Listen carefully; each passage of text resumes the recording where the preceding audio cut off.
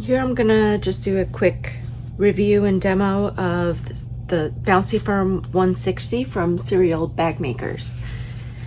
This is something I've been using a lot lately in place of Decaville Light. It's not advertised as a Decaville Light replacement because technically Decaville Light was not intended to be used in any fabrications where you're going to be turning the bag and making wrinkles. But Bouncyfirm is. It's designed for turning and it can wrinkle up, but it's not going to show on your finished product, and you can always give it another press. If you're working with vinyl or leather, if you're able to use a small iron like this to get inside the bag, you could always give it a little press from the lining side. But I have never needed to repress my bags after using Bouncyfirm.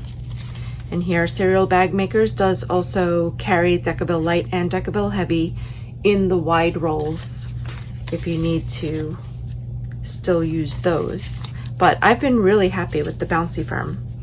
Now sometimes I will place the Bouncyfirm directly onto my fabric without a layer of woven interfacing first. Usually when I use Decaville, I always put down woven first. But I've noticed that it's not really needed.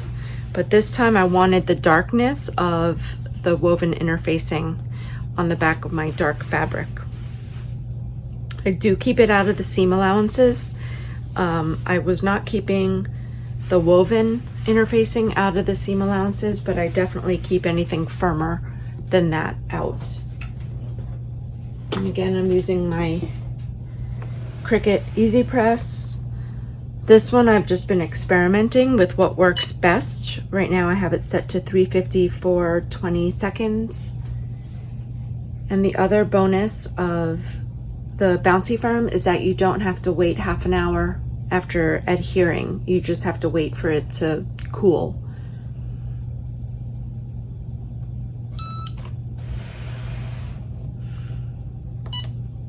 And I do have one here that is already fused and cooled, so I will use that one to do a little crumpling demonstration.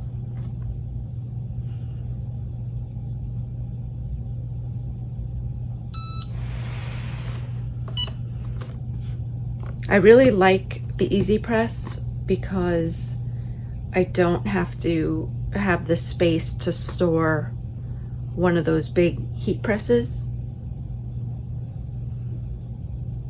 And I can use it just on any ironing board. I made this one just out of some wood and padding and some fabric that I had.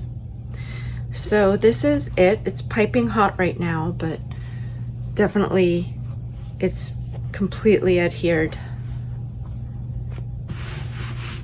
And then once it cools off, it'll adhere even, it'll, you know, be more of a permanent adhering. So this is the one that I just did a few minutes ago, so it's already cooled. As you can see, I started to wrinkle it up already, you know, to try to mimic the turning of a bag. So this side will still look wrinkled, but on the front, I can show now that the front basically does not look wrinkled, but if it did, I can press it. And again, if you have vinyl or leather or something, if you're able to go in and press from the lining side. But I've been using this a while and I haven't noticed any kind of wrinkling that's visible on the right side, on the correct side of the fabric. So now this one has had plenty of time to cool, and there's no, it's not coming up at all. It's not undoing itself. I can roll it. It doesn't bubble up. So I am pretty happy with the Bouncyfirm as a substitute for Decaville Light. from Serial Bagmakers.